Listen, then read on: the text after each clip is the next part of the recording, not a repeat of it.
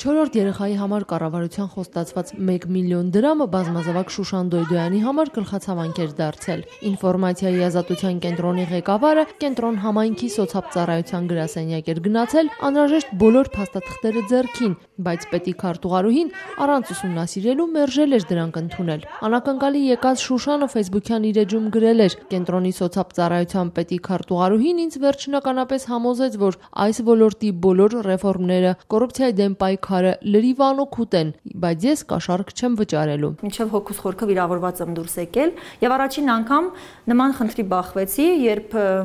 քարտուղարուհու կողմից պահանջ է դրվում ներկայացնել փաստաթղթեր, որոնք մինչև չէի կարդացել օրենքի մեջ, եւ իմ բոլոր պահանջները, խնդրանքը, որպեսզի հիմնավորի, թե ինչի համար պիտի ներկայացնեմ, օրինակ, մյուս բալիկների անձնագրերը,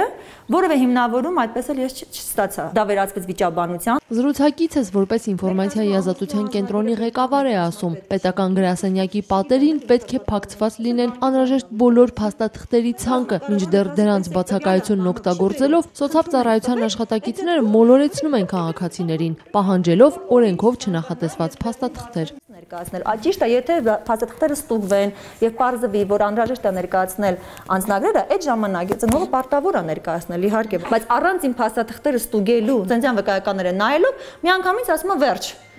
Կիսատ եք ներկայացել փաստաթղթերը, չեմ կարող ընդունել ձեր դիմում։ Կոռուպցիոն ռիսկերը այստեղ շատ մեծ են։ Ինչի պիտի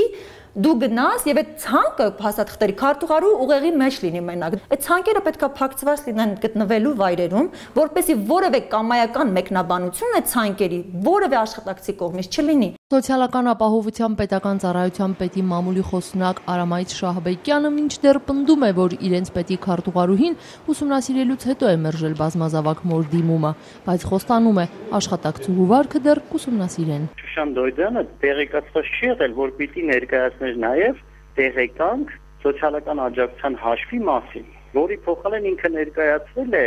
ինչ-որ բջջային հեռախոսում արկա ինչ-որ բանկային հաշվի մասին տեղեկատվություն։ Ծառայությունը պահանջել է բացատրագիր տվյալ աշխատակցից, տվյալ դեպքի վերաբերյալ, որը կուսումնասիրվի ու համապատասխան ընթացք կտրվի, այսինքն անհրաժեշտության դեպքում ծառայողական կարգապահական տուժիպի ենթարկվի։ Մեկ անգամ արդեն մերժված դիմումը, սակայն նույն աշխատակցուին սիրով ընդունել է, երբ Դոյդոյանն արդեն կենտրոն է այցելել Արամայից Շահբեկյանի ուղեկցությամբ։ Մինչդեռ բազմազավակ այլ ծնողներ, ովքեր այդ հնարավորությունը չեն ունեցել, ստիպված են բյուրոկրատական քաշքշուկի մեջ ընկնել։ Երկու երեխաների հայր Համազասպ Դանիելյանը իր երեխային տրվող գումարը ստացել է 3 ամիս պայքարելուց հետո միայն։ Տարբեր դրվագներ կան, սկսած նրանից, որ ասենք աշխատողը ինքը շրջիկ է եւ շատ դժվար է իմանալ, թե ինքը երբ է տեղում։ Երկրորդը ինչ որ լրացիչ փաստաթղթերի ցանկ են ուզում, որ հաճախ չեն բացատրում, թե որը ինչ ծագում ունի, որտեղից պետք է ստանալ։ Մի խոսքով բավական բարձրացված է։ Օրինակ նշված է, որ հաշվի համար կարող եք նշել, բայց երբ որ ես իմ հաշվի համարը լրացված տարա, ասացին չէ,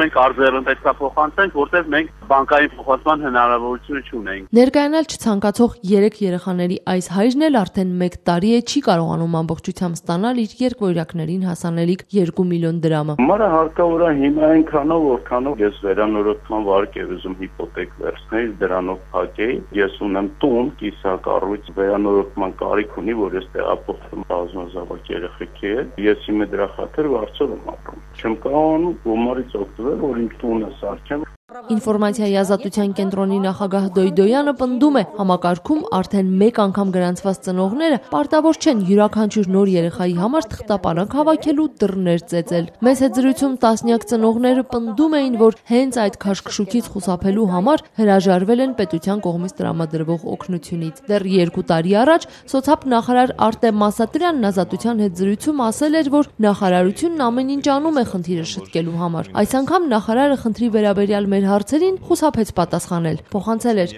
ժամանակ չունի։ Կարողանա իր տեղում անել